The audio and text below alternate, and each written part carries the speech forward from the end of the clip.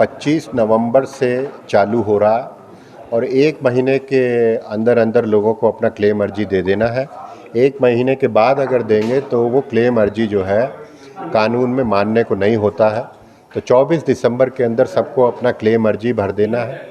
Claim अर्जी जो है बड़ा आसान तरीका है, उसके लिए आधार नंबर लेके आ जाएं वो अपना, और हमारे जो भी कर्नाटका के निवासी हैं वो बेंगलोर वन या कर्नाटका वन जो केंद्र हैं या जो जिलों में एक अटल जी जन स्नेही केंद्र है वहाँ पे जाएं, अपना आधार नंबर ले जाएं और जो आईएम में जो इन्होंने पैसा जमा कराया था तो एक क्लाइंट आईडी कस्टमर आईडी दिया होगा, वो लेके चले जाएं।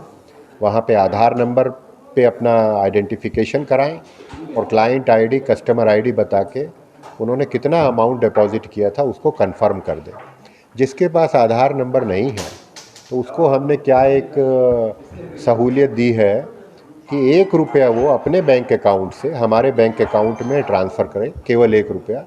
जब वो ट्रांसफ़र करता है, इलेक्ट्रॉनिक ट्रांसफ़र करेगा वो, तो एक उसको ट्रांजैक्शन नंबर देते हैं वहाँ से, जो यूटीआर नंबर या जो भी बोलते हैं बैंक की भाषा में, वो नंबर को भी दे के हमारी केंद्र पे आ जाए तो उसके मुताबिक उसको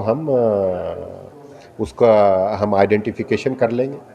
और जिन जिन का आधार नंबर से या 1 रुपया अगर उन्होंने आईएमए को जो वो बैंक अकाउंट जब आईएमए के साथ वो व्यवहार करते थे, जो बैंक अकाउंट उन्होंने आईएमए को डिक्लेयर कर रखा था, अगर उस बैंक अकाउंट से उन्होंने हमें 1 रुपया ट्रांसफ़र किया है या वो बैंक अकाउंट उनका चालू है, उनको और कोई भी डॉक्यूमेंट हमें देने का ज़रूरत नहीं पड़ेगा, बशर्ते कि उनका जो क्लेम अमाउंट वो मांग रहे हैं वो आईएमए के जो रिकॉर्ड है उससे मैच कर जाए, जो कि मैच करता ही है क्योंकि लोगों का आईएमए ने कंप्यूटर में रख रखा था, तो उससे हम मैच कर लेंगे, तो उनको कुछ भी और डॉक्यूमेंट देने का ज़रूरत नहीं पड़ेगा।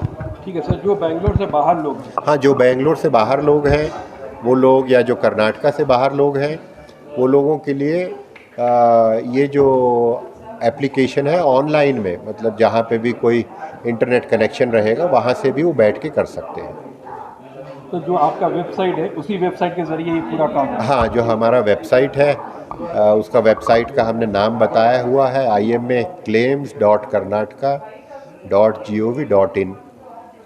कुछ और इसके बारे में अगर उनको इन्फॉर्मेशन चाहिए तो 08046885959 08046885959 नंबर पे फ़ोन करके वो इन्फॉर्मेशन पूछ सकते हैं कि भाई कैसे करना है, कहाँ पे करना है।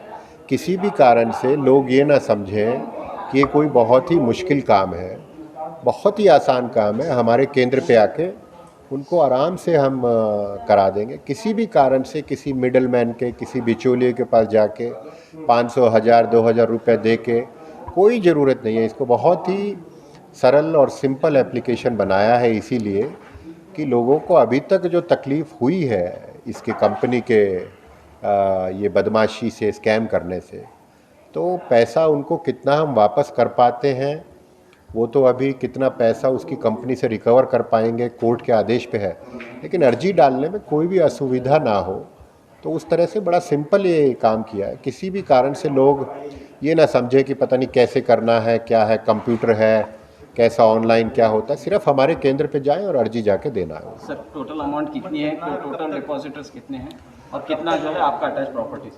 अंदाज़ा 1 लाख डिपॉजिटर्स हैं और कोई 2900 करोड़ रुपए उनका मूल पैसा है जो वापस आना है। उस पैसे पे उनको जो है महीने 3 महीने पे रिटर्न भी मिलता रहा है। अगर उसको घटा देते हैं तो कोई 1400 करोड़ रुपया वापस जाना है। और हमें जो आज तक सरकार ने प्रॉपर्टी जो है टेम्परेरी अटैच करके दी है वो कोई 450 करोड़ रुपए की, मतलब 475 करोड़ रुपए की दी है। वो अभी जैसे मैंने बताया कि सिविल कोर्ट में उसका केस चल रहा है। जिस व्यक्ति की प्रॉपर्टी अटैच हुई है, जिसमें आईएमए कंपनी की है, उसके एमडी मंसूर खान की है, उन सबको नोटिस जाके कोर्ट उनको सुनता है और कहता है कि भाई क्यों ना ये प्रॉपर्टी को पक्का अटैच कर दिया जाए। तो फिर वो आदेश देगा पक्का अटैच करने का। अभी तक किसी भी प्रॉपर्टी का पक्का अटैच करने का आदेश आया नहीं। इसमें कुछ डीले तो ये कोरोना के कारण 6-8 महीने कोर्टों में कोई हीयरिंग नहीं हुई, उसके कारण हुआ है। अब जो है एक स्पेशल कोर्ट बनाया गया है, उसमें अब हर हफ्ते हीयरिंग होती है, तो अब जल्दी जल्दी होने की संभावना है। तो जब वो कोर्ट इसको कंफर्म कर देगा, फिर इसको प्रॉपर्टियों को बेचने के लिए पब्लिक ऑक्शन होगा, तो तकरीबन 5-6 महीना तो कम से कम समय लगता है। तो लोग ऐसा ना समझें कि अर्जी देते ही, क्लेम अर्जी देते ही उनको पैसा मिलना चालू हो जाएगा। तो अर्जी दे दें, हम उनको फिर उनके बताएंगे बाद में कि पैसा कब मिलेगा। तो कम से कम 5-6 महीने हमें लगता है आज के दिन सर जैसा से होगा। रेशो में दे सकते हैं कि भाई कितना हुआ, ये तकरीबन 1/3 हुआ तो 30% आया, तो भाई ठीक है, जिसका जो आना है उसका 30% दिया जाए। या कोर्ट ऐसा भी कह सकता है कि छोटे जो हैं, ये मान के कि छोटे हैं तो अगर गरीब होंगे, वो ज़्यादा ज़रूरतमंद होंगे, तो उनको थोड़ा ज़्यादा दे दिया जाए, पहले दे दिया जाए।